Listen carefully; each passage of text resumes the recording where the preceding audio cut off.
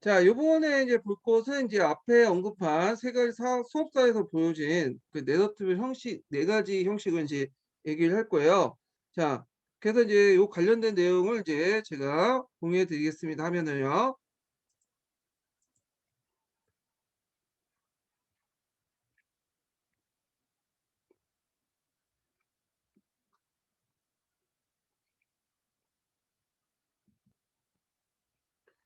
자, 여기 이제 보시면 이제 내러티브 형식과 관련된 내용을 정리해 놓은 게 있는데요.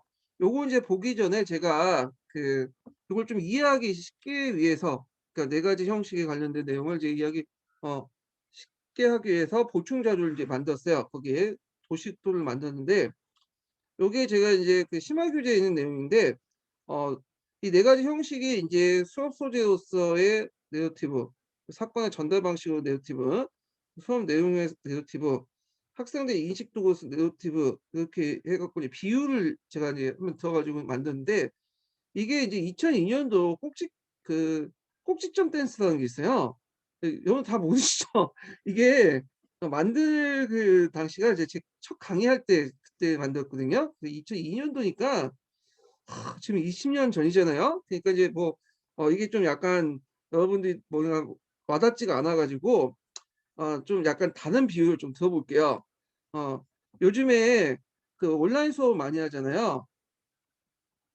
그 온라인 수업을 해 갖고 그 줌을 많이 사용하죠. 지금 저희 강의도 이제 줌으로 이제 하고 있는데, 예. 자, 요걸 한번 예를 들게요. 자, 먼저 이제 수업 소재로서의 이제 뭐 내러티브를 보면 이건 이제 비유예요. 예. 예를 든 건데, 자, 우리가 이제 온라인 수업을 이제 하려고 한다. 그러면 뭔가 여러 가지 도구가 있겠죠. 뭐 줌도 있고 뭐 미트도 있고 막 있잖아요. 그래서 그중에 이제 줌을 이제 선택했어. 그래 갖고 온라인 수업을 수행하기 위한 줌을 선택하는데, 이것을 이제 뭐냐면 내러티브가 좀 비유를 하면 수업 소재로서의 어떤 내러티브예요. 예, 어떤 것들을 선택하고 그다음에 이제 이 줌을 통해서 우리가 이제 여러 가지 수업을 하잖아요. 예, 수업을 이렇게 하면서 이제 하죠. 그러면 전달 방식의 이제 내러티브가 되는 거죠. 이 줌이라는 것이. 그다음에 줌을 수업하면 거기에 뭐가 있죠? 수업 내용이 있죠. 예, 우리가 지금 수업하는 것처럼 수업 내용이 들어가 있어야죠. 그래서 수업 내용으로서 내러티브 이렇게 비유해 볼 수 있고, 그러면 사람들이 온라인 수업에서 줌을 많이 사용하면 이제 학생들이 이제 그 듣는 거는 뭐예요? 이제 온라인 수업하면 당연히 줌으로 하겠다고 인식이 바뀌게 되잖아. 그럼 인식 도구로서의 내러티브가 되는 거예요. 예, 제가 좀 약간 비유를 좀 하기 때문에 실제 이제 여기 개론서에 있는 그 내용은 좀 다를 수가 있지만 대충 이렇게 네 가지 수업 소재, 전달 방식, 수업 내용, 인식 도구스 내러티브를 줌 사용과 연결시켜서 한번 봤어요. 자, 그러면 한번 이제 강독을 이제 또 볼게요. 자, 그래서 이제 첫 번째로 볼 것이 뭐냐면 수업 소재로서의 내러티브예요. 자, 요때 이제 소재라는 말을 좀 알아야 되는데, 이 소재라는 것은 주제를 드러내기 위한 어떤 그 도구죠. 어.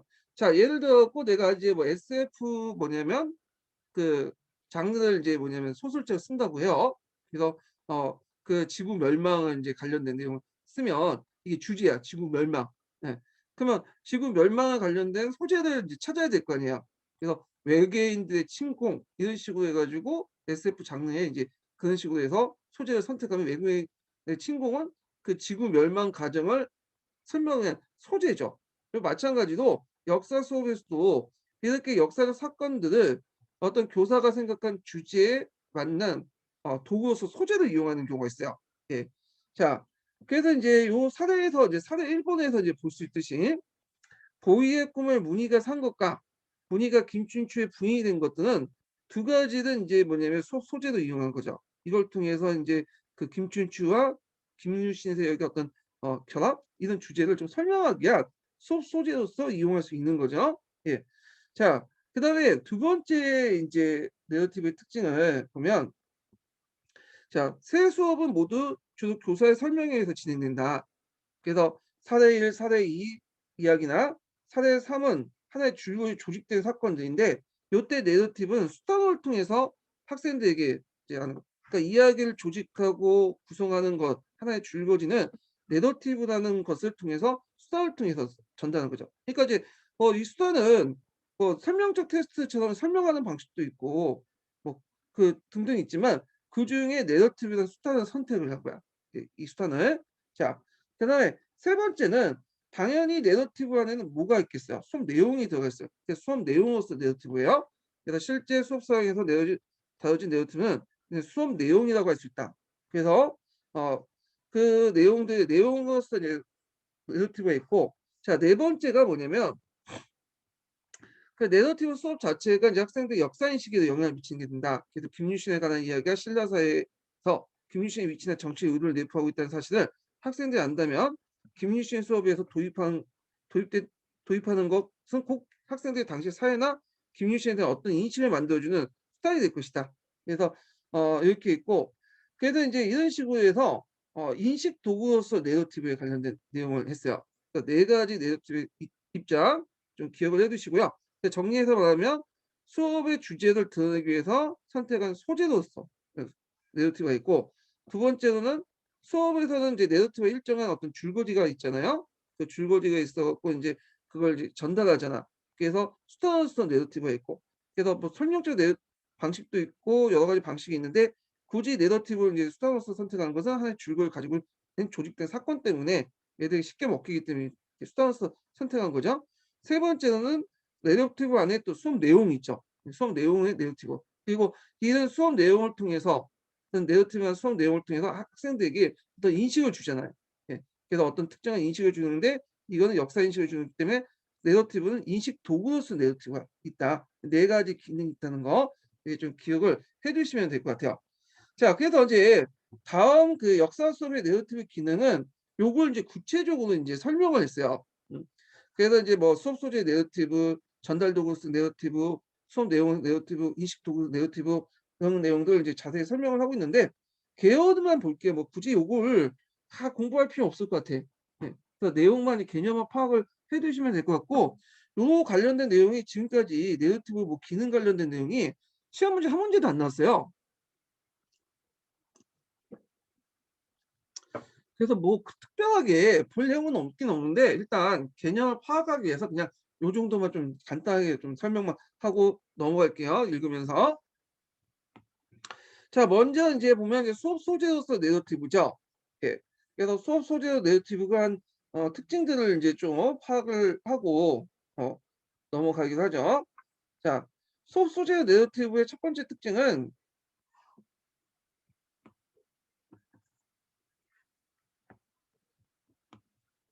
자, 역사 수업에서 다루는 내러티브의 소재는 수업 내용에 나오는 사실이나 인물과 관련된 이야기의 경우가 많은데 특히 이제 사료에 나오는 신화나 전설, 설화 등은 역사 수업에서 가장 자주 사용하는 내러티브 소재라고 할 수 있다.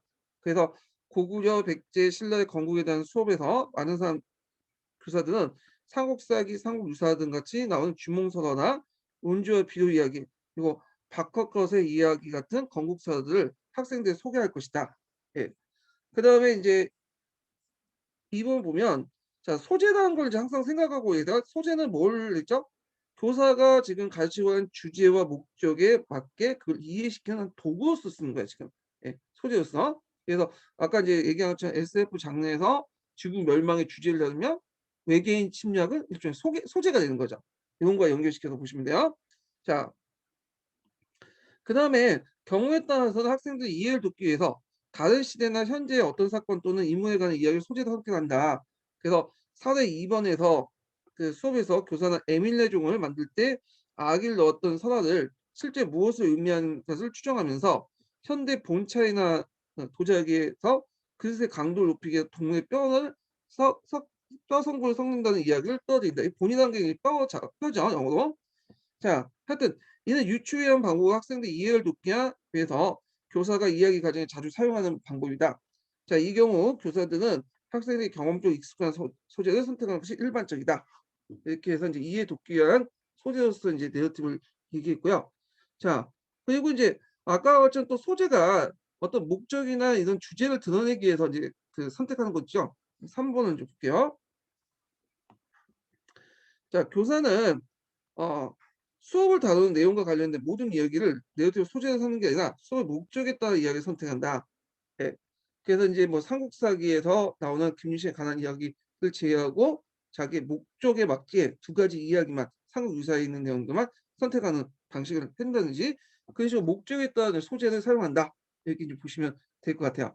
자, 그래서 이제 간략하게 이제 소재로서의 내러티브 이제 정리를 좀 해봤고 그 주요 그 나머지 내용은 각자 읽어보세요. 여기까지 다 읽기는 좀 약간 시성비가 떨어져. 시성비는 여러분 가성비라는 말 아시죠? 가격 대비 비용이라는 게 있잖아요. 아무리 가격이 뭐 성능이 좋고 하더라도 가격이 떨어지면 가격이 안 맞으면 어떻게 비싸고 하면 안 사죠. 마찬가지로 아무리 좋은 내용이 있더라도 기출 주제가 아닌 부분을 가지고 너무 시간을 투자하면 성능이 떨어져요. 그러니까 확률이 떨어지는 거죠. 떨어질 그 붙을 확률이. 그래서 전 나름대로 시성비를 했어요. 시간 대비 공부에 대한 효과적인 어떤 성과? 그래서 시성비라는 말을 쓰는데 자 그래서 요런 것들을 이제 뭐냐면 처음부터 끝까지 다 읽는 거는 시성비가 떨어지기 때문에 중요한 내용만 읽고 넘어갈게요. 개념만 파악하면 되니까. 자, 두 번째 개념은 전달서스 내러티브예요. 우리가 이제 아까 줌이라는 걸 얘기했잖아요. 줌은 여러분도 알다시피 뭐예요? 수업을 하기 위한 전달 수단이죠. 지금. 마찬가지로 수업을 할 때 전달하기 위한 방식이 여러 가지가 있을 수 있어요. 영국식으로 이제 수업을 할 수가 있고요. 이것도 전달 방식이죠. 그리고 이제 딱딱하게 이제 강의식 수업을 할 수가 있죠. 설명 방법으로. 그다음에 또 어떤 방법은 사료를 퍼놓고 전달할 수도 있잖아요. 그다음에 또 한 번은 여기에서 내러티브라는 이야기 구조, 기승전결이라는 구조를 통해서 전달할 수 있잖아요. 그러니까 이제 내러티브는 여러 전달 방법 중에 하나인 전달 수단이 되는 거야. 역사적 어떤 이야기를 전달할 때, 그 내용을 이제 전달할 때. 그래서 이제 이걸 이제 전달성 내러티브라고 하는데, 자, 그래서 교사는 흔히 수업 내용을 전달하는 방식으로 내러티브 형식을 사용한다. 예. 그래서 이제 여기 특징들 보면, 그러니까 전달서의 내러티브의 특징이에요. 자, 내러티브는 교사가 알고 있는 이야기나 사건을 수업 내용에 변형시킨 도구 기능으로서 하고 있고요. 자, 이거는 전달 수단이니까 담론서 내러티브죠. 일종에 속하면. 자, 담론서 내러티브에서는 이야기의 내용과 그에 대한 교사의 해석, 교사의 수업관이나 학생들의 생각, 그 이야기를 전달하는 교사의 기법이 혼합되어 나타났다. 요거 이제 잘하는 분이 이제 설민석 같은 분도 있어요. 똑같은 얘기라도 아주 재밌게 하잖아. 설득력 있게. 예. 그래서 이제 발성도 좀 더 특이하고 그래갖고 이제 똑같은 내러티브 교수 내용을 번영시키는 방식으로 이제 이렇게 전달하죠. 자, 그다음에 전달 스타일로서 내러티브는 보통 담론의 형태일 때요. 예, 담론. 담론이라는 것은 어떤 정치 의도에 의해서 어떤 뭐 이데올로기에서 만들어지는 거죠. 그런 특징이 있죠. 자, 그래서 언어로 구성되어 있고 요 내용이 있어요. 그래서 담론이라는 언어로 텍스트를 만드는 언술행위, 텍스트와 컨텍스트 같은 언술행위 결과. 그러니까 텍스트는 이제 거기에 이제 텍스트고 컨텍스트는 그 텍스트 둘러싼 사회적 배경을 말하는 거죠. 그래서 이제 언술을 구축되는 의미하다. 그래서 그러면서 전달서에서 배우면 언어의 특성을 반영한다. 약간의 뭐가 있다? 언어의 특성일 때 주관적인 어떤 허구적인 내용이 그 달려 뭐냐면 그 반영돼 있다는 것. 물론 여기에서 이제 그 담론서 내러티브는 너무 이제 그 텍스트나 입각에서 모두 허구다 이런 식이 아니라 여기에서 문맥상의 담론은 형태를 띈다는 거는 약간의 이제 화자 선생님의 어떤 그 자기의 주관적인 내용이나 뭐 이런 생각들 그리고 약간 가장되고 좀 없는 얘기를 만들어내는 그런 것들을 띄고 있다는 거야. 이렇게 이제 이해를 하시면 돼요. 자, 그래서 이제 이런 내용들로 이제 구성되어 있고 마지막에 보면 다음 단락을 좀 볼게요. 자, 그래서 특징을 보면 네 번째 특징을 보면 현재 남아있는 사료는 실제 일어나는 역사 사실에 사료 편찬자 역사 해석이 들어가 언어 위에서 변형된 테스트이며 역사가 역사 서술의 사료의 역사가의 새롭게 해석을 덧붙이고 언어 서술 테스트다. 그래서 역사 교사는 역사 인식 또한 사료나 역사가의 서술 텍스트로해서 만들어진 다른 테스트며 수업 내용 또한 여기에서 교사의 수업관 학생이나 수업 환경에 대한 인식이 합쳐진 테스트다. 학생들은 수업 내용을 테스트하여 자기 나름의 텍스트를 만든다. 그래서 언어는 하나의 텍스트로 또 다른 텍스트를 변형해서 구실하며 이걸 전달 수도하는 게 내러티브 기능이다. 그러니까 내러티브의 기능은 언어로 되어 있죠. 그래서 이때 이제 언어라는 건 주관적 의미가 부여되는 거잖아요. 그래서 언어로의 전환 현상이 일어나. 자, 일단은 어떤 역사적 사실이 있어요. 사실을 이제 기록을 할 거냐. 그래서 역사 기록자가 있겠죠. 자, 이때 역사 기록자가 나름대로 언어를 통해서 했기 때문에 왜요? 주관성이 개입될 수밖에 없고, 자, 역사 기록자가 이제 언어를 통해 내러티브를 만들었어요. 그 내러티브 사실들을 또 누가 봐? 역사가들이 이제 보죠. 역사가 인제 볼 때 이걸 또 언어를 통해서 인제 자기가 인식을 해요. 그럼 또 해석이 되고 있죠. 이 해석을 다시 역사 교사가 보죠. 근데 역사 교사 중간에 그대로 받아들이는 게 아니라 언어를 통해서 받아들이죠. 그 역사 교사의 설명을 다시 학생들이 받아들이는데, 학생들이 역사 교사의 설명을 받을 때 언어로 보죠. 이 그래서 이게 언어로 구성된 내러티브는 이런 식으로 이렇게 처음에 사실들이 이게 계속 전환이 돼 갖고 변형돼서 이제 학생들이 받아들이는 거야. 예. 그래서 이제 이 전달 스트러스 내러티브는 이렇게 언어로 구성된 변형된 사실들이 여러 번의 순차적인 과정에서 결국엔 최종적으로 학생들에서 전달되고, 학생들이 그걸 또 뭐냐면 최종적으로 이제 바뀌어가면서 이제 학생들이 그걸 변환시키면서 자기 나름대로 의미를 부여하면서 받아들인다. 그 내용을 지금 얘기를 하고 있는 거야, 전달 스트러스 내러티브가. 자, 그다음에 내러티브가 이제 전달 스트러스 내러티브가 될 수 있는 게 하나의 일종의 이야기 구조를 가지고 있기 때문에 그러잖아요. 요게 이제 다섯 번째인데, 특징이, 그래서 내러티브는 이야기의 시작부터 끝까지 하나의 통합적인 줄거리를 가지고 있다. 자, 하지만 이야기의 방향이나 줄거리 흐름이 교사의 이야기를 어떻게 변화하냐에 따라서 내용이 달라질 수 있다. 그래 갖고 인제 두 가지 지금 사례를 들고 있어요. 예. 그래 갖고 여기 이제 두 가지 사례는, 사례 2에 이제 김대성 선화와 어 관련된 내용이 있는데, 첫 번째 사례 같은 경우에는 되게 인제 불국사와 석굴암, 첫 번째 서화 같은 경우에는 불국사와 석굴암의 어떤 뛰어난 예술성, 이런 것들 강조하기 위해서 이걸 이제 김대성 선화를 이야기한 사례고요. 두 번째로는 그 민중들의 어떤 고통이나 이런 것들을 전달하기 위해서 김대성 선화를 이용하는 사례거든요. 그러면 이거는 교사가 똑같은 소재를 이용해 받아들였다고 해도 교사가 생각하는 전달하는 그 방식이 달라질 수밖에 없죠. 교사가 석굴암 사업 김대성 선화를 어 첫 번째 사례 같은 경우에는 좀 예술성 측면에서 전달하려고 했던 거고, 그다음에 인제 두 번째 사례에서는 민중의 어떤 비참한 모습을 전달하려고 했잖아요. 그래서 그 사례를 이용하려고 했던 거고. 그래서 어떻게 이제 변형하는 것은 이제 교사의 어떤 그 이야기를 어떻게 교사의 생각에 따라서 변형할 수 있다. 그래서 전달 수단의 어떤 그 내러티브의 특징을 이제 얘기를 하고 있고요. 그다음에 이제 요 부분을 각자 읽어 보세요. 밑에 부분은, 사례 부분을. 자, 여섯 번째로는 각각의 이야기는 별개의 내러티브 구성을 하고 있는데, 그래서 시작과 전개, 종교이나 내러티브 구조의 관점에 보면 교사가 알고 있는 원래의 서사는 형식상 불완전한 경우가 많다. 자, 이것이 내러티브에 의해서 전달 과정을 거치면서 완전하게 설득력 이야기로 변형되죠. 그래서 원래 가지고 있는 선화나 신화나 이런 것들이 교사가 재밌게 설명하면서 이렇게 인제 하면서 하는데, 그때 교사는 이 내러티브를 설명하는 전달하는 과정에서 자신의 목적과 초점을 명확히 하면서 설명을 하게 되죠. 그래서 내러티브 내용의 목적에 맞는 것은 좀 부각시키고요.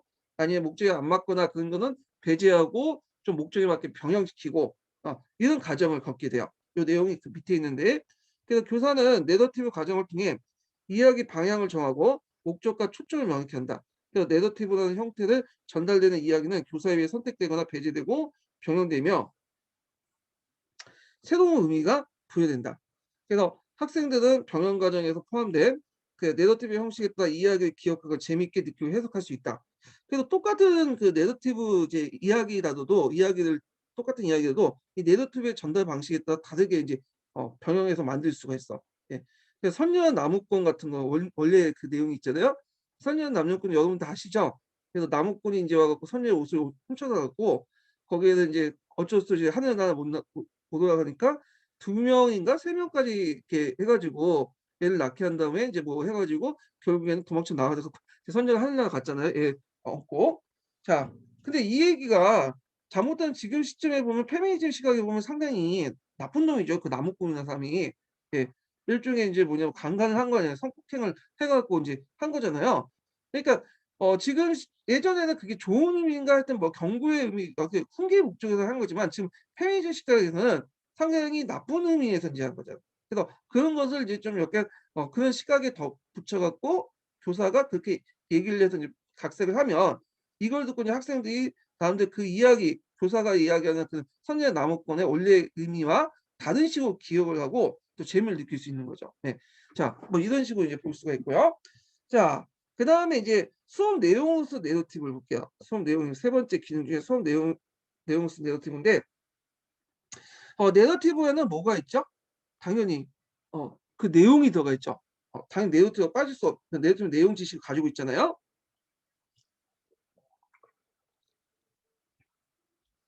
자 그걸 인제 얘기를 하는 건데 자 수업 내용으로서 내러티브는 이야기, 사건 즉 교사가 가지고 있는 수업 소재에 대한 내용 지식의 병영의 과정을 거쳐서 만들어진 것이다. 자 그래서 수업 내용으로서 내러티브는 가르치는 데 직접 활용된 내용 지식적 성격을 갖고 있어요. 이 내용 지식이 가지고 있죠. 자 그래서 그 수업 내용에서 내러티브의 내용 지식적 측면을 이론화시킨 사람이 어떤 사람이냐면 그로스문이라는 사람이에요. 요 그로스문. 그래서 이 사람 뭐 이름 나올 가능성은 없긴 하는데 딱딱 떠오르는 부분이 있어서 한번 얘기를 해 볼게요. 이 사람은 교사가 가르치는데 그 직접 활용하는 내용 지식을 네 가지 영역으로 구분했어요. 그리고 네 가지 영역을 다시 큰 부로 써 두 가지 영역으로 또 구분했어. 예. 교과 내용 지식하고 그다음에 교과 내용의 믿음 이렇게 두 가지를 또 분류해 놨어. 그래서 교과 내용 지식은 그 안에 이제 세 가지 내용이 들어가 있고요. 그다음에 교과 내용 믿음은 그 자체가 이제 하나 이렇게 구성돼 있죠. 자 먼저 볼 게 인제 가르치기란 교과 내용의 지식이죠.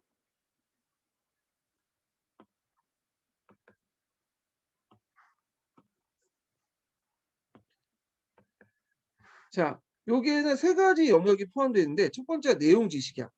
내용 지식. 원래부터 내용 지식이고 여기에는 사실적 정보나 조직 원리, 중심 개념이 포함되어 있고요. 둘째는 존재적 지식이에요.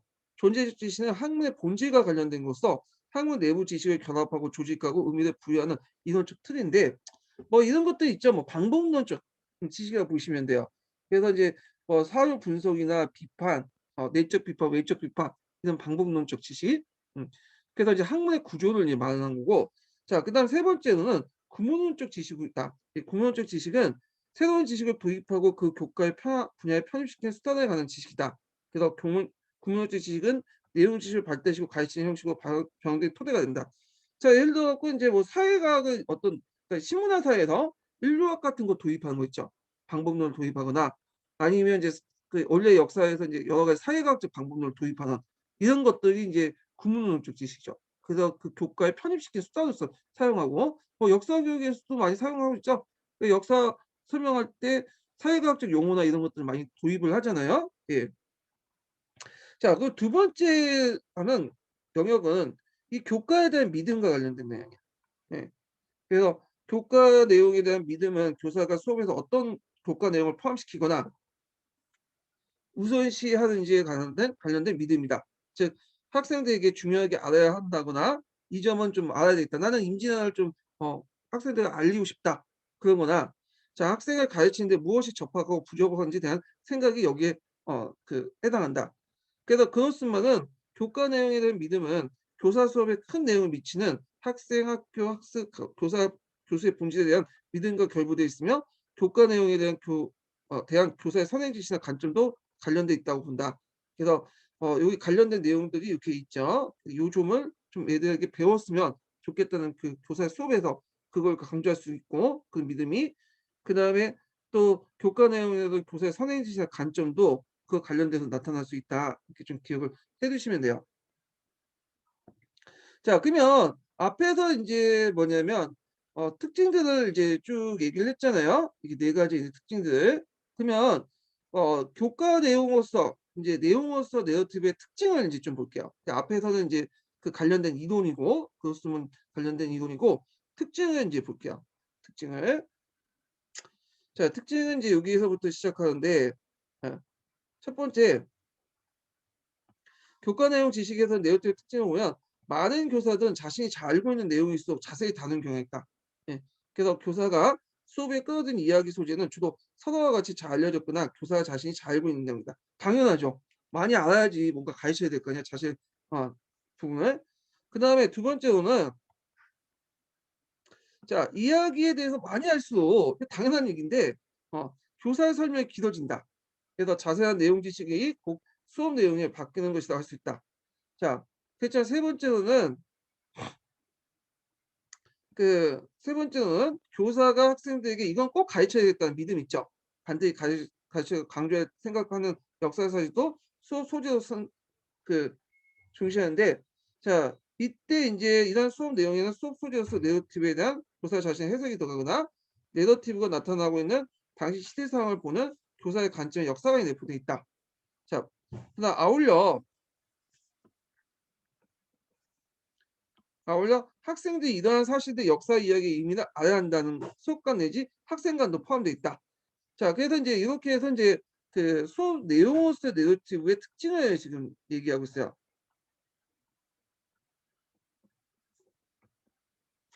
네 가지가 이제 얘기를 하고 있죠. 자 그다음에 인제 여기 수업 내용의 내러티브에서는 2 번, 3 번, 4 번과 관련된 있죠, 특징들. 자 요와 관련된 사례가 쭉 밑에 있어. 예. 사례에 있는데 뭐 김대성에 관련된 내용도 있고 김대성 선화와 관련된 내용도 있는데 자 한번 좀 볼게요. 그 예문을 각자 읽어 보시면 되고 자 사례 2에서 교사는 김대성 선화에 대해서 45 분의 수업 중 무려 7 분가량을 이야기했다. 그에 비해 사례 4 번에 그러니까 사례 2는 그전에 있었던 얘기예요. 그래서 김대성 선화 중에 7 분을 얘기했는데 근데 이에 반해서 사례 4 번의 수업에서는 김대성의 서감 내용이 위에 전부예요. 그냥 별로 얘기한 게 없어. 예. 그러니까 이 수업은 왜 그렇게 얘기를 안 하냐면 이게 이제 이 수업의 목적이 통일신라 예술을 다루는 시간이 아니라 경제생활을 다루기 때문에 김대성의 불국사 관련된 내용은 별로 언급되지 않고 다만 인제 여기에서 도입한 것은 이유는 뭐냐면 그거 자체를 이제 강조하는 것보다는 학생들 흥미를 끌고 이 경제사와 관련된 거니까 김대성 서사를 통해 당시 민주의 삶을 파악하고자 한 거야. 어 그래서 인제 요 내용도 있는데 그래서 사대 4에서는 김대성 교사가 김대성 서사를 수업에 도입한 이유는 학생들 흥미를 끌어들이는 것이 아닌 이한 것이 제가 잘못했네요. 그러니까 학생들 흥미를 끌어들이는 게 아니라 요걸 얘기하는 단지 김대성 서사에 대한 당시 민중의 삶을 파악하고자 한다. 왜냐면 이게 제가 좀 약간 잘못된 말을 했는데 사회경제사와 관련되어 있기 때문이죠. 이 수업 목적이.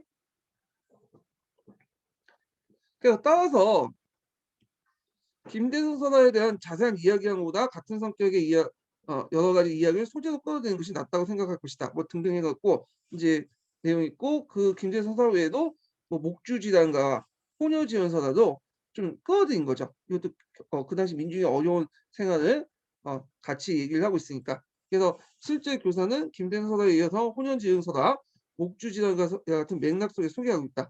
짧은 이제 수업 시간에 김대성 서사가 주 목적이 아니잖아요. 거기에 뭐 불국사나 뭐 이런 것들 석고함 자체가 중요한 게 아니고 경제생활 관련된 내용이니까 짤막하게 짤막하게 설명한 다음에 그냥 호녀 지은 서사와 뭐 목주지단가 서사 이야기 이런 것도 이제 같이 경제적 어려움이 그만큼 뭐냐면 반영됐다. 이런 것들을 인제 알려주기 위해서 이렇게 한 거죠. 그래서 요 사례 2와 사례 4 번을 비교한 것은 앞에서 얘기한 내용 중심의 수업 내용으로서 내러티브 특징과 관련된 내용을 언급하기 위해서 그래요.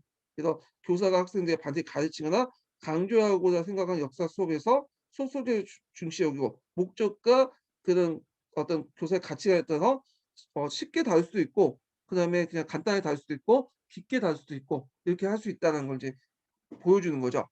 자 그래서 인제 이렇게 내용들을 좀 파악을 했고요. 그다음에 이제 역사 인식 도구로 쓴 내러티브를 볼게요. 역사 인식 도구 내부터. 그래서 인제 그 내러티브가 전달하는 과정에서 이 역사의 사실뿐만 아니라 이 역사의 사실을 통해서 그 당시에 어떤 인식, 사회 전체적인 인식을 알 수 있는 것이 역사 인식 도구 내러티브예요. 역사 인식 도구 내러티브. 그래서 우리가 인제 줌을 쌍방 수업에서 많이 사용하잖아요, 줌 프로그램을. 그래서 줌 프로그램이 사용되면서 '아 인제 쌍방 프로그램에서는 줌이라는 것이 필요하겠다.'라고 인식을 하잖아. 요거가 좀 비슷하다고 보시면 돼요.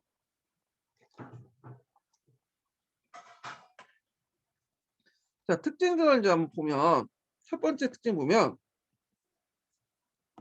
자, 내러티브가 역사적 사실과 역사학의 성격에 비추어 가장 기본적인 역사 인식의 도구이며 역사 서술 방식이라고 주장한다. 그래서 내러티브와 역사가 강조하는 이유도 이 때문이다. 그래서 이제 인식 도구로서 이제 중요한 그 내러티브가 가장 중요한 기본적 역사 인식 도구였다. 이런 것들이 있고요. 자, 그러면 내러티브가 역사의 기본적 인지 도구가 되었던 까닭은 뭘까? 까닭에 대한 이유가 이제 쭉 나와 있어요. 이유가 자, 그 이유가 이제 뭐냐면 경험의 흐름을 이해할 수 있기 때문이다. 이게 보시죠. 그래서 내러티브는 그 속에 담겨져 있는 어떤 일련의 사건이나 형상에 대한 영속적 상호관계를 이해할 수 있게 해주는 형식이기 때문에 이를 통해서 내러티브는 두 가지 이상의 역사적 사실을 결합하게 되고 자 이런 걸 통해서 이제 뭐냐면 이해시켜 주는데 경험의 흐름을 이해시키는데 큰 역할을 한다. 그래서 우리는 내러티브를 통해 무수한 내적 관계를 맺고 있는 일련의 역사적 사실을 하나의 이야기로 인식하는데 이것이 역사 인식의 기본적 성격이다. 그래서 역사 그 인식도로서 역사 인식도로서 역사적 내러티브는 기본적인 이유가 인지도가 됐던 이유에 대해서 지금 설명을 하고 있죠. 이 이유에 대해서 여기에서 여기까지. 자, 그 다음에 이제 두 번째가 이제 특징이 뭐냐면 역사 내러티브 내용 자체가 역사 인식의 기능으로 딱 나타나게 돼요. 네. 그 안에 있는 것 자체가 그래서 많은 경우 이제 교사는 내러티브가 들어있는 이야기나 사건에 대한 학생이 알고 있으면서 알았으면 하는 생각을 한다. 이에 따라서 지식을 갖는다는 것은 그 지식을 공유한 사회의 일부가 된다는 의미기도 한다. 자, 그래서 이런 지식이 없다면 사람들은 자신이 속한 사회 공동체에 충분히 참여할 수 없다. 우리가 예를 들어서 뭐 단군 같은 선화를 모르면 신화를 모르면 우리가 그걸 이제 우리 민족으로서 인식을 못 시키고 거기 뭐 한국 사회에 좀 참여하기가 힘들잖아요. 예. 자, 이런 거 연결시켜서 보시면 되고요. 더구나 그 이야기와 관련되거나 그것이 포함되어 있는 더욱 강권이나 포괄적 이야기를 이야기 어렵다. 자, 예를 들어서 이순신에 대한 이야기를 제대로 알지 못하면 임진왜의 주제와 대화에서 소외되기 쉽고 전쟁의 전개 과정에 이해하기 어렵다. 예. 요거 이제 내용들. 그래서 내러티브 내용 자체가 역사 인식 기능을 한다. 그러니까 앞에서는 내러티브 자체가 이제 역사 인식 기능도 하지만 그 내용 자체, 그러니까 역사적 내러티브 안에 자체가 또 내용을 알아야지만 또 역사 인식 기능도 같이 한다는 거 이런 내용들을 좀 설명을 하고 있어요. 자, 그다음에 이제 이 역사 인식 도구로서 내러티브에 대한 비판은 이제 좀 볼게요. 요 내용이 여기 같이 하지만부터인데 자, 내러티브의 내용에 관한 지식은 역사 인식에 유용한 기능을 한다는 주장은 비판이 강하다. 어, 그래서 이제 요 문제가 되는 점을 이제 한 세 가지 지적을 하고 있어요. 세 가지인가요? 네. 네 가지 정도, 세 가지를 지적하고 있죠. 문제점. 자, 첫 번째로는 자, 내러티브에 어떤 이야기와 사건을 포함시키고 빼는가 하는 점이며 이에 대한 대부분 의견이 일치하지 않는다는 점이다. 예. 그다음에 두 번째로는 어떤 이야기가 개요만 알고 있어도 관련된 역사를 충분히 알 수 있다는 주장도 나오고 있다. 자, 그래서 아까쯤에 이제 그걸 모르면 전체적인 흐름을 잘 모른다고 했잖아요. 근데 여기에서 이제 이순신의 개인의 성격이나 활동, 이러한 내용에 대해서 일일이 알지 못하더라도 중요한 활동만 알고 있는 임진왜란의 전개 과정의 내용을 이해하는데 별 지장이 없다. 이게 자, 그 다음에 이제 잭슨의 견해가 있어요. 자, 잭슨은 이야기 내용에 대한 지식이 인식론적 기능이 있다는 견해에 문제점이 있다. 세 가지가 있는데 자, 어떤 이야기를 가르칠 만한 가치가 있는 것이 이야기인지 의견이 일치되지 못하는 경우가 있고 자, 둘째는 이야기를 듣고 있는 것보다는 더 우선시할 교훈 목표가 있을 수 있다는 거. 셋째는 자, 우리가 이미 나면서부터 많은 이야기를 듣거나 배우고 있는데 그렇게 많은 이야기를 기억하거나 그 이상의 이야기를 들을 필요 있는지 의문이다. 자, 그래서 잭슨의 이제 견해고요. 자, 여기까지가 이제 뭐냐면 비판점이야. 비판점. 자, 그리고 이제 다시 건너뛰어 갖고 아까 전에 내러티브의 특징에 대해서 이제 20도의 내러티브의 특징에 대해서 이제 얘기를 했잖아요. 그래서 첫 번째로서는 내러티브가 역사적 사실과 역사 성격에 비춰서 인식독의 특징이다. 서술 방식의 특징이다. 그리고 그 이유에 대해 설명했고, 그다음에 내러티브 내용 자체가 역사 인식의 기능을 하고 있다. 그래서 그 내용 관련된 내용들 좀 얘기하고 있죠. 자, 그다음에 이제 비판점 나온 다음에 다시 또 특징이 나와요. 세 번째 특징. 인식독에서 내러티브 특징. 그래서 내러티브 형식에 익숙하면서 역사 사건들 간의 관계를 내러티브식으로 이해하게 된다. 그래서 교재 등 사건들의 관계가 분석적으로 서술되더라도 내러티브 수업을 받는 학생들은 이를 내러티브로 이제 이해를 하게 되는 거죠. 그러니까 교과서라든지 참고서나 이런 것들이 이런 그 분석적 설명을 하더라도 실제로 이제 그걸 바탕한 내러티브 수업을 할 경우에는 그 교재 내용보다 내러티브 수업을 받는 그 학생들은 교재 내용의 분석적 서술 방식보다는 내러티브를 더 연상을 시켜요. 그 이야기 방식을. 자, 그래서 요 예문이 그 밑에 있어요. 그 예문은 각자 읽어보시고. 자, 그래서 이제 이렇게 해서 이식도구수 내러티브를 이제 봤어요. 근데 이게 이식도구수 내러티브가 좀 헷갈리는 게 많죠. 왜냐면 거기 보면 인식 내용도 있고 뭐 내러티브 내용도 있고 막 그렇게 되는데 요거는 제가 이제 좀 구도를 좀 보여드릴게요. 제가 이제 보충전을 보면 요게 포괄되는 범위가 있어요. 일단은 내러티브에서 수업 소재의 내러티브가 제일 작아. 그다음에 수업 소재 내러티브 다 포함된 것이 수업 내용이고요. 수업 내용을 다 포괄된 게 전달 수단이야. 그리고 마지막 인식도야. 그러니까 인식도구는 앞에서 언급했던 전달 수단으로서 내러티브, 수업 소재 내러티브, 수업 내용의 내러티브를 다 포괄한 개념이라고 보시면 돼요. 큰 범위에. 제일 큰 범위에 어, 그 인식도구의 내러티브가 그 앞에 세 가지 인식도구를 포괄한 내용이라고 보시면 돼요. 그렇기 때문에 그 안에 뭐 교과 내용도 있고 전달 수단도 있고 뭐 등등등 다 내용이 있는 거죠. 예. 자, 그래서 네 가지 그 내러티브의 이제 특징들 이렇게 이제 기능의 특징들을 이제 살펴봤어요. 자, 그다음에 이제 넘어가서 이제 내러티브의 기본 구성 원리가 있는데 예. 요거는 뭐 그렇게 중요한 부분이 아니니까 그냥 한번 중요한 부분만 읽고 넘어갈게요. 자, 그 내러티브의 이제 구성의 기본 원리 보면 자 아이고 이거 뭐야? 자 역사 수업에 나타난 내러티브의 존재는 대체로 수업 소재로 이야기에서 조직된 사건, 이야기에 조직된 사건의 전달 방식, 수업 내용으로서의 내러티브, 학생들의 역사 인식도의 형태로 나타난다.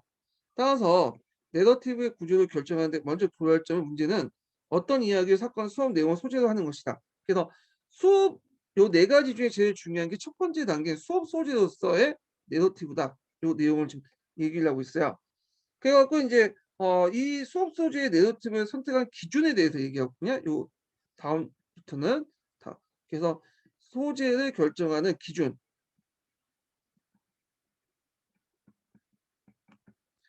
자, 그래서 이제 뭐 이렇게 해갖고 뭐 수업 그 쭉쭉 있는데 두 가지 정도 지금 얘기하고 있어요. 소재를 선택한 기준으로서. 자, 첫 번째로는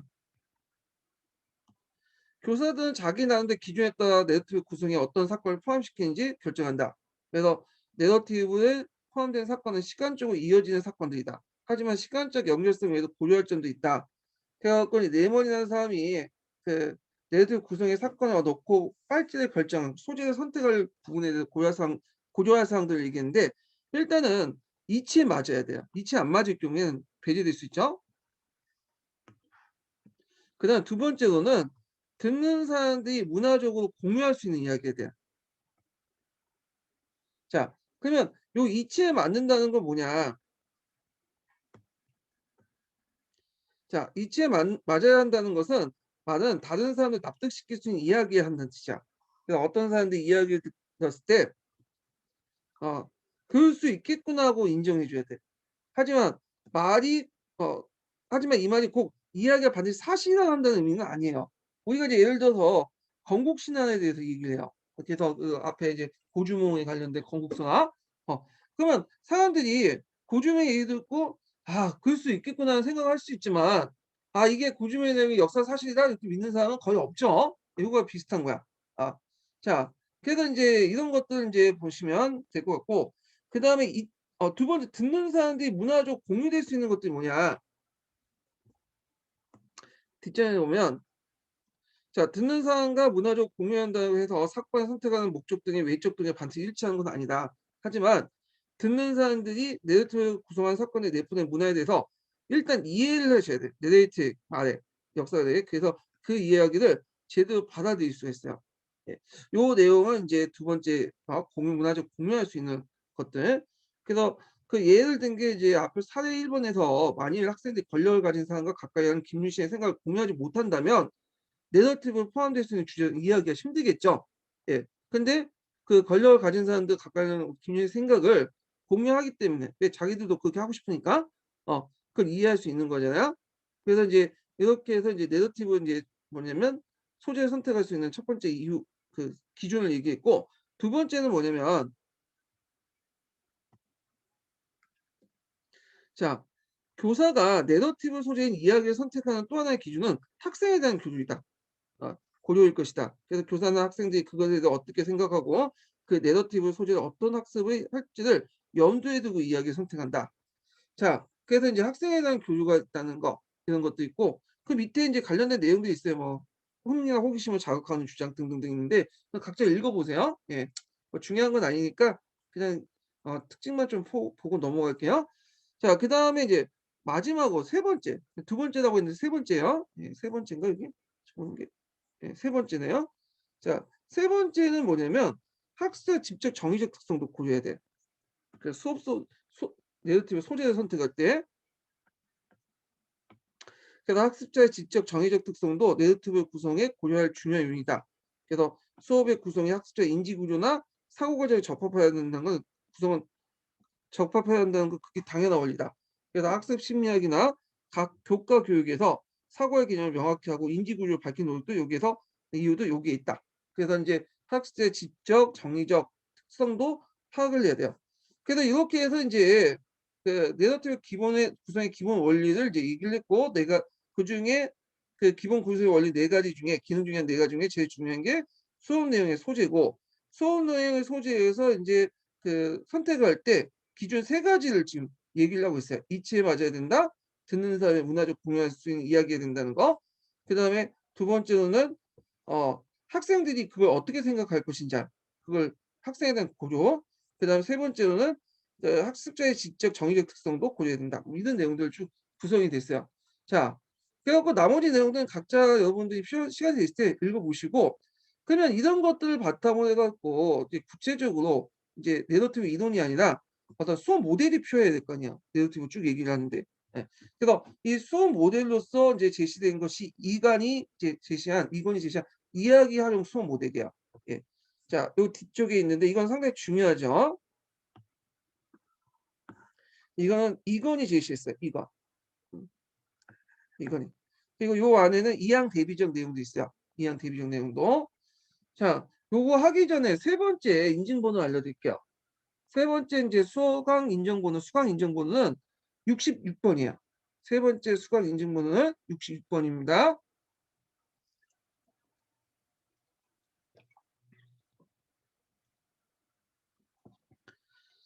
자 그러면 요거와 관련된 내용을 볼게요. 이야기를 이용한 일반적 수업 원리나 모델이 제시되어 있을 뿐이다. 그래서 이제 연구는 별로 없고 내러티브 수업에 대해서 별로 연구 없는데 거기에 대해 일반적 수업 원리나 모델이 제시됐고 그래서 인제 이런 원리를 제시한 학자는 이건이 있는데 이거는 아까 이제 파란책에 있는 것처럼 삐아제 인지 발달론 같은 발달 심리학이 역사적 사고가 제대로 밝히지 못한다고 비판했다. 그래서 역사적 사고의 본질적 성격을 이야기라고 형식으로 보고 있고 그래서 인제 역교론에서는 영역 고유 인준에서는 이제 삐아제 이론을 반대하기 위해서 내러티브를 인제 제시를 했던 거죠. 자 그래서 인제 그에 따라서 이제 역사적 이해 단계를 신화적 단계, 낭만적 단계, 그래서 철학적 단계, 풍자적 단계 4 가지로 제시했어요. 근데 여기에서 단계가 들어가면 약간 이 삐아제의 이론을 받아들인 것처럼 돼 있지만 실제로 아까 얘기했지만 이거는 삐아제 이론을 받아들이지 않은 사람이죠. 그래서 이 단계를 삐아제 이론식으로 해석하시면 안 돼요. 연령 발달 단계가 아니라 대개 보면 비슷한 연령대의 학생들은 평균적인 지식을 이제 가지고 있잖아요. 평균적인 역사 지식들. 이런 그래서 그 해당 영역들이 가지고 있는 평균 역사 지식을 바탕으로 한 역사 이식 단계, 역사 이해 단계라고 인식을 하셔야 돼. 그러니까 이 말은 그 평균적이라는 말 때문에 평균적인 말에서 인제 막 볼 수 있듯이 어떤 학생이 더 많이 알고 있다. 예를 들어서 뭐 신화적 단계 학생이 '아 이게 너무 역사를 많이 알아.' 그럼 통자적 단계로 넘어갈 수 있어요. 예. 이런 식으로 이제 이해를 하셔야 돼요, 단계단 의미를. 자, 그래서 거기 보면 역사 수업의 기본 원리로서 이거는 이제 이야기 이제 활용하는 역사 수업의 기본 원리로서 이야기는 기본적으로 구조상 하나의 줄거리에 의해서 진행된다.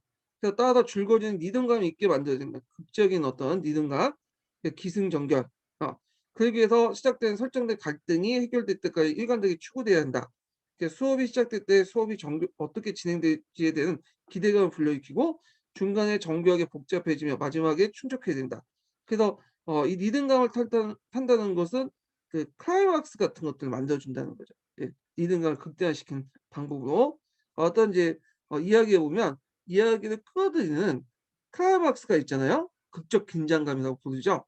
예. 이런 것들을 인제 먼저 만들어 줘야 된다는데, 자, 그래서 아동들을 대상으로 하는 이야기에 발견될 수 있는 가장 명확한 구조적 장치가 하나가 뭐냐? 이양 대비적 방식이 됐다. 예. 그래서 이양 대비적 방식은 연구론 입장에서 그냥 한결 확대법을 비판할 때 또 사용하지만 또 한편으로는 그 자체가 역사 수업 방법 중에 하나예요. 내러티브를 이용한. 자, 그러면 이제 이양 대비적 방식의 이제 주요 내용이 그 밑에 있어, 사례가. 그러니까 이양 대비적 방식은 여러분들 이제 아시다시피 뭐 선과 악의 대립, 용감과 비겁함, 등등 이렇게 이제 극단적인 것으로 비교하면서 이제 이야기를 끌어내잖아요. 자, 이 예를 든 게 이제 고려 말기 정치 상황과 관련된 내용이야, 이게. 자, 고려 말기의 정치적 상황을 고려는 대체적 권문세족의 횡포, 신진사대부의 등장, 권문세족과 신진사대부 대립, 신진사대부와 신흥 무인색의 결합, 그다음에 그 위화도 해군 이외에 신흥 무인색들 신진사대부의 장악, 신흥 무인색들과 신진사대부의 정권 장악, 가전법으로서 신진사대의 경제적 기반 확립, 조선의 건국 같은 순서 이해된다. 자, 여기에서 보면 이제 이양 대비적 누가 대립 구도를 보는 거야, 지금. 권문세족들, 그다음에 신진사대부가 누가 결합됐죠? 신은 무인색들, 이렇게 대립구도도 보고 있는 거죠. 얘는 뭐냐면 악의 세력이 되는 거고, 얘는 선의 세력이 되는 거죠.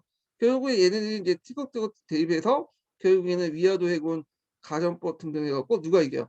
이 연합 세력들, 신진사대부와 신의 무인색들 연합해서 조선을 건국했다. 아주 이제 뭐냐면 쉽게 돼 있죠. 근데 실제적으로는 역사에 그렇게 전개되지 않아. 이거는 그냥 이야기 이해하기 쉽게 이야기 구도를 선과 악의 구도로 이렇게 만들어 가지고 전개를 한 거죠. 그래서 두 개의 세력과의 대립 구도도. 근데 실제 역사에서는 신진사대부하고 권문세족의 구분이 그렇게 명확하지가 않아요. 예. 우리가 이제 신진사대부라고 부르는 인물도 상당수가 권문세족에 연결돼 있고, 그리고 신진사대부 안에서도 나중에 권문세족가 된 사람도 있고. 그러니까 이게 복잡해. 근데 이런 얘기들 막 애들한테나 잘 모르는 사람들한테 얘기를 하면 이게 복잡해지죠. 그럼 저 사람은 저 역사를 못 가르친다고 생각해.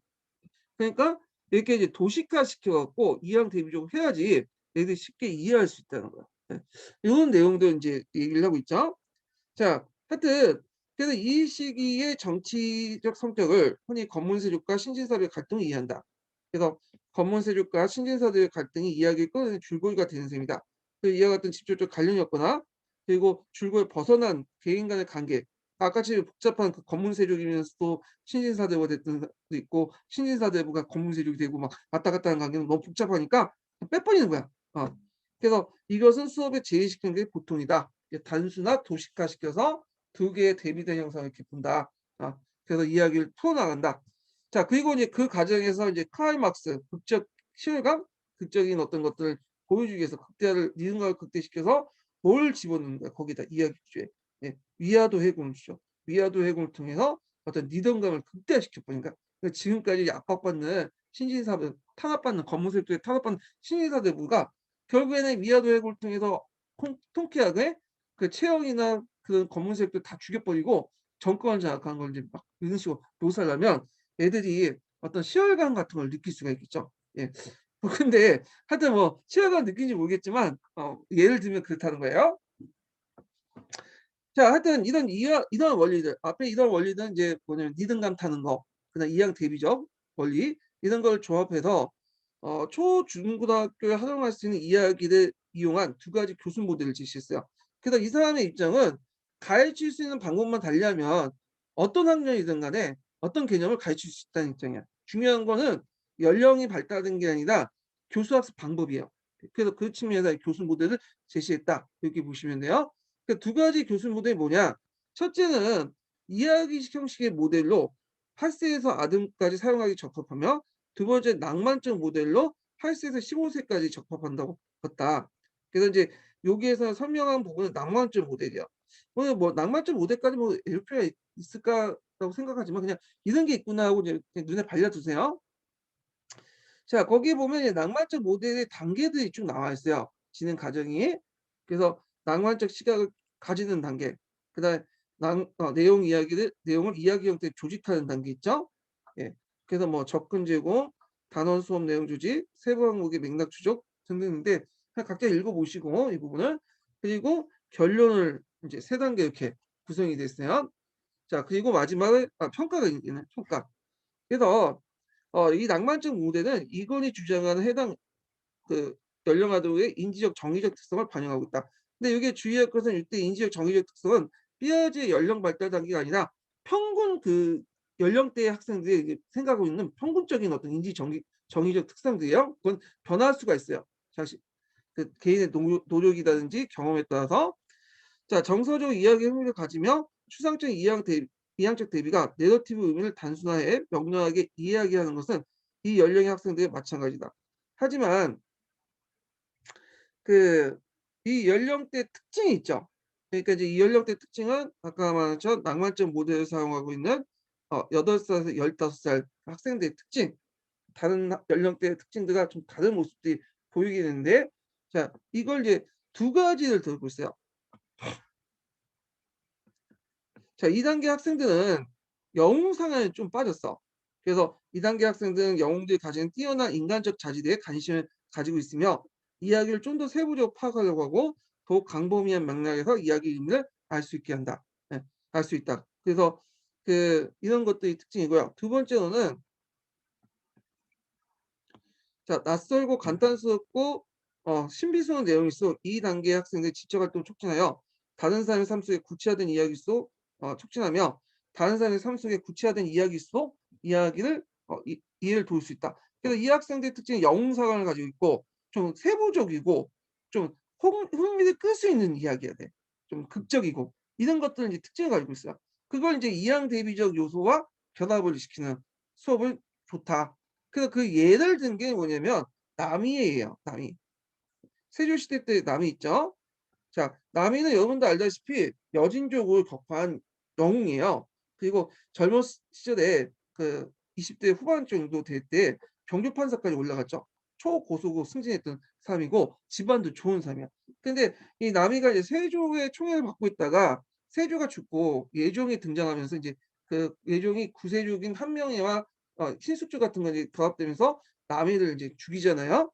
자 그때 이제 남이를 죽일 때 여러 가지 인제 뭐냐면 이유가 있어야 되는데 그중에 하나가 그 20 병조판사 자리에 올때 이제 한신을 남겼는데 한신 항구조에 문제가 된 거야.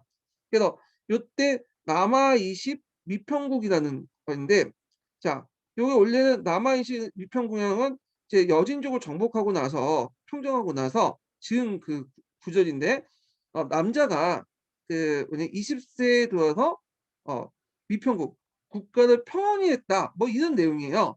근데 이걸 미자가 아니라 득자로 바뀌었어. 예. 그래 갖고 그 뭐라고 해석하냐면 남자가 이제 20살 때 들어서 국가를 평온하지 않으면 안 되긴 평온해야 되지 않느냐 이런 식의 말이었는데 이 미자를 득자로 바꾸면 20 세에 들어서 '내가 국가를 얻겠다.' 그런 말로 바뀐 거야. 이건 뭐예요 이거는? 모욕죄잖아 이거는. 그러니까 인제 이거는 이제 가만히 둘 수 없죠. 그래서 이걸 이제 호발이니까 예종이 열받아 갖고 얘를 잡아서 영모로 꾸며서 했다. 근데 이런 것들을 통해서 얘기하면서 이제 사건 전개의 극적인 긴장감이나 남이라는 인물의 억울함, 그 사건을 처리한 유자감의 강교함 이런 것이 두드러진 대비를 한 거죠. 그러니까 남이라는 인물은 좀 남자답고 좀 대범하고 또 올바른 데 많아서 유자감은 강교하고 좀 어 찌질이 같고 그런 거 좀 대비될 수 있죠. 그럼 학생들이 일단 남이란 영웅과 이양 대비적 요소 그리고 좀 약간 낯설고 감탄스럽고 그런 내용들 극적 시열감 이런 걸 동시에 넘길 수 있잖아요. 그 예를 하나 든 건데 요 예가 좀 잘못된 거야. 이거는 역사 사실이 아니라 한시 때문에 뭐 구조해 갖고 인제 그 구조 때문에 죽었다는 얘기는 그냥 일종의 어 야담이죠. 야사예요, 야사. 예 그게 역사의 팩트는 아니에요.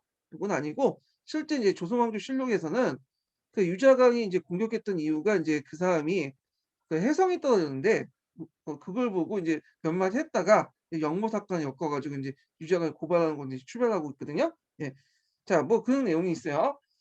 자 그래서 인제 요렇게 한번 예를 인제 한번 좀 들어 봤고 그래서 인제 뒤에서 보면 이건에 제시한 이야기 활용 수업 모델에 또 한계가 있어요. 요 하지만부터가. 자 이건이 제시한 이야기를 이용한 수업 모델은 실제 내러티브 수업에 이용하기 제한적이다. 왜냐하면 이걸 가지고 모든 내러티브 이용 그 수업을 커버할 수 없다는 거야. 그래서 이 모델은 예초 내러티브 구조를 가진 선화 이야기를 수업에 활용하는 방안을 제시하고 있는 것이다. 따라서 그렇지 않은 역사적 사건을 내러티브식으로 묶어서 수업하는 데 적합하지 않다. 그래서 한계를 인제 뭐냐면 쓰고 있죠. 그래서 모든 역사적 그 사실들을 이 내러티브 방식, 이야기식 형식 방식으로 묶어 수업하는 데 적합하지 않는다는 거예요. 예. 그러니까 예를 들어서 그렇지 않은 역사적 사건은 뭘까요? 예. 사회 경제적인 것들이죠. 사회 경제적 사건들. 예 예를 들면 이런 것도 있죠. 뭐 서민석 그 강사분께서 대답집을 하면 대부분은 정치사 관련된 내용이야. 전투사, 전쟁사. 근데 사회 경제사 관련된 내용은 한마디도 없더라고. 예. 그걸 얘기하기에는 좀 약간 이 내러티브 방식이 맞지가 않아요. 사회 경제사 부분은. 그래서 정치사나 뭐 왕중 비 왕 왕궁의 이제 그 조선 왕조의 뭐 비극 같은 거 예 그런 것들 왕조의 어떤 그 비극사 같은 걸 얘기할 때는 이건 딱 맞지. 극적인 어떤 내러티브 치열감도 느끼게 만들고 그 극적인 형식을 통해서 하는데 사회경제사 같은 경우는 이제 그런 것들을 하지 못하잖아요. 그러니까 이건도 마찬가지야. 이건도 제시하는 내러티브 그 모델도 이런 사회경제사 같이 모든 역사적 사건들 다 내러티브에 묶어서 수업하기는 좀 어려워. 요 부분은요. 요거는 오히려 분석적이고 비판적이고 이런 서술 방식이 훨씬 더 낫죠. 예. 자 그래서 인제 이렇게 해서 인제 한번 쭉 얘기를 했고 매진말을 볼게요.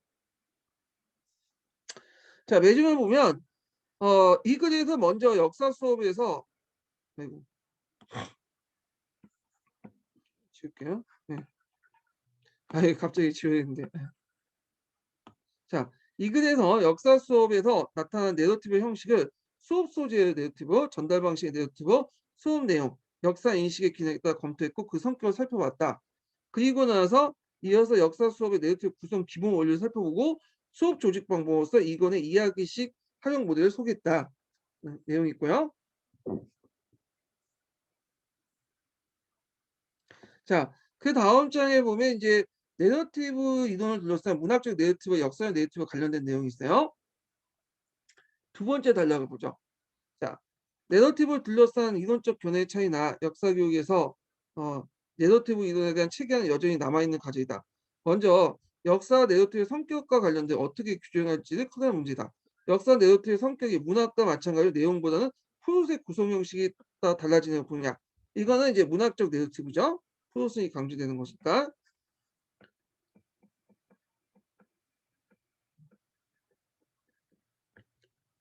아니면 소재의 역사적 사실에 따라 정해지고 보느냐에 따라 역사 수업에서 활용하는 내러티브 구성이 달라진다. 요거는 이제 역사적 내러티브를 얘기하는 거죠.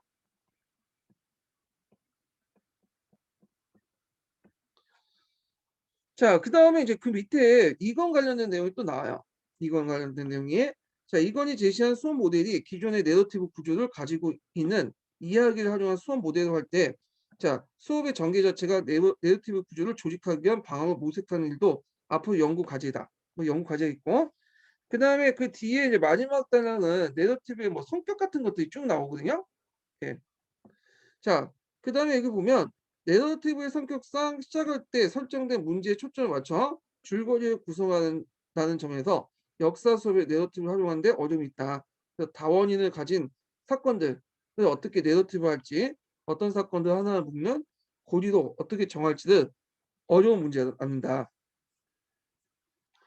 자, 또한 이야기의 초점을 흐리지 않기 위해서 줄거리와 관련이 없는 이야기를 배제할 때 흔히 나타나는 문제점으로서 학생들이 역사인식의 단순화, 평면화를 줄 수 있다. 아까 얘기한 것처럼 이제 뭐냐면 그 조선 고려 말기의 상황을 정치 상황을 권문세족이나 신실사회 대입구도만 설명하면 이야기는 되게 편하죠. 이야기는. 근데 너무 역사인식을 단순화시켜 버려요. 평면화시키고 복잡한 걸 싫어하고 요즘 추세가 그렇죠. 뭐 역사를 공부할 때 뭐 여러 가지 이거보다는 단순화 도식화시키는 게 훨씬 더 낫고 그렇게 잘 가르치는 선생님들이 스타 강사로 대접받고 있죠. 학원 강사들이. 예. 자, 뭐 이렇게 이제 관련된 내용들 이제 보시면 될 것 같고 그다음에 또 내러티브와 관련된 또 다음 그 장을 볼게요. 여기는 내러티브 양식의 역사 서술 체제에 관련된 내용을 이제 좀 더 그러니까 내러티브 전반적인 특징보다는 서술 체제의 특징 관련된 내용을 좀 했어요. 부분을. 자, 그래서 이제 한번 그 취지 이영옥 교수가 쓴 그 요 논문의 취지를 한번 읽어볼게요. 자, 내러티브의 역사 서술은 설명식 테스트에 비해서 글의 양이 많다는 단점도 있지만 당연히 많겠죠. 이야기식 풀어써야 되니까. 그 교육적 활용 가능성은 무한하다. 자, 내러티브 역사 소수는 학생들에게 읽는 글에 그치지 않고 학생들의 적극적인 사고와 개입을 유도함으로써 학생들의 역사 이해 및 인지 능력을 향상시킬 수 있다. 다만 학생들이 내러티브의 하자의 관점과 가치 판단을 비판 없이 받아들이거나 아까 얘기한 것처럼 내러티브의 특징이 뭐라고 했죠? 두 가지 양면성을 동시에 갖고 있다고 했죠? 동조의 양면처럼 하나는 저자에 대한 신뢰도가 높을 때는 그냥 마냥 받아들여. 근데 저자의 신뢰도가 좀 낮거나 전혀 모를 경우에는 이게 뭐예요? 그 관련된 내용들 이제 다양하게 해석하고 비판을 하죠. 예. 그래서 이제 요거는 이제 뭐와 연결시켜서 보시냐면 자의적 진실성에 부관하는 개념과 연결시켜서 좀 보시면 될 것 같아요. 자의성이 요걸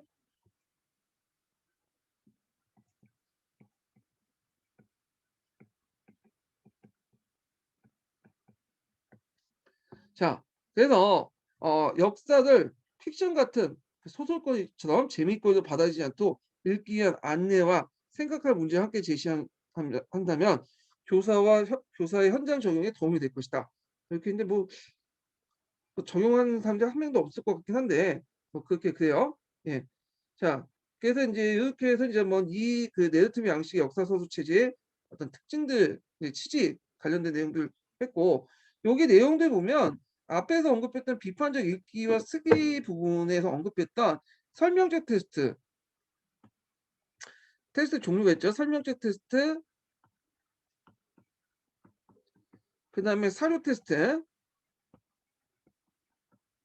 그다음 저자가 드러난 테스트,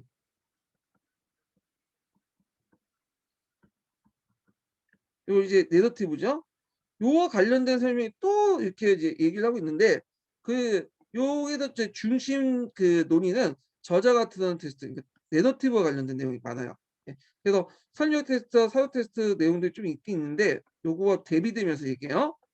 그런데 이제 주로 이제 요 대비되면서 얘기하면서 저자가 드러난 테스트, 내러티브 특징이나 뭐 장점 뭐 이런 것들, 이런 것들 이제 중심으로 이렇게 서술돼 있어요. 내러티브 역사 서술책 개발이.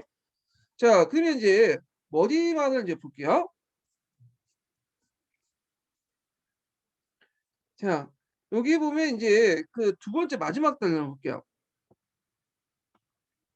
자, 최근 연구 결과에 따르면 설명적 테스트 형식의 교과서는 학생들에게 많은 정보를 제공할 줄 모르지만 텍스트에 대한 학생들의 개입을 적극적으로 이끌어내지 못한다는 걸 드러냈다.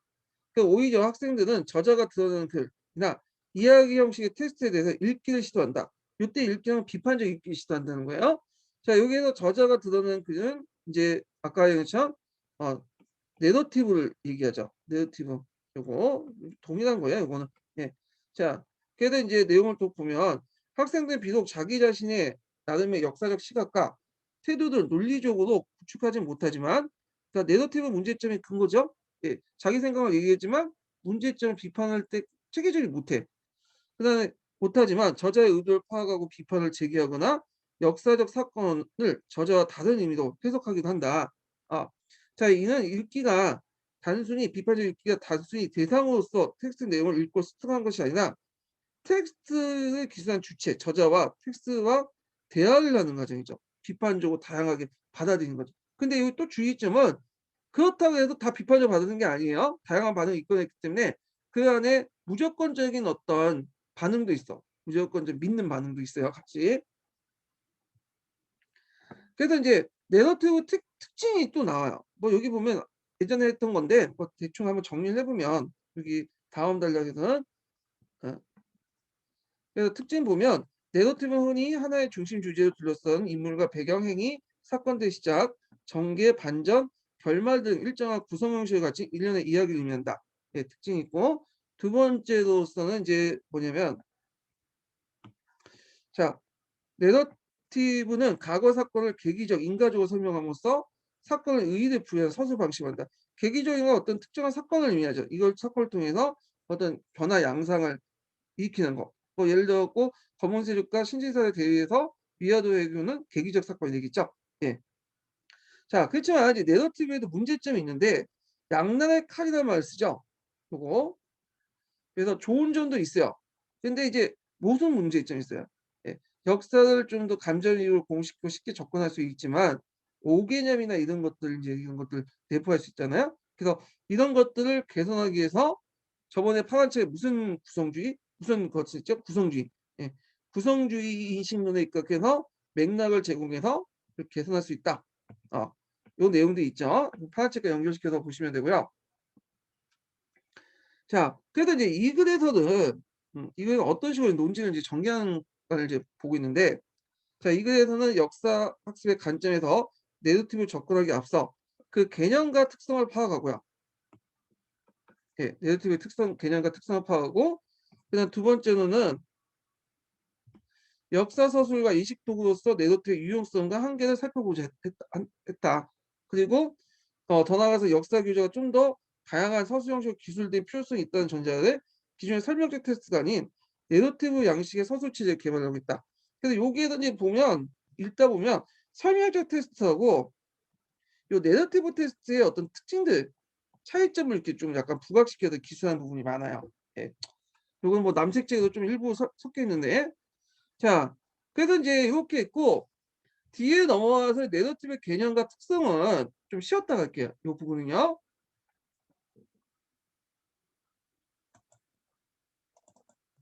자, 이제 마지막 저기 그 추적 검사를 하겠습니다. 거기 새로 이제 카페에서 들어오신 분은 저한테 문자를 주셔야 돼요. 인증번호 3개 대기한 다음에. 잠깐만요.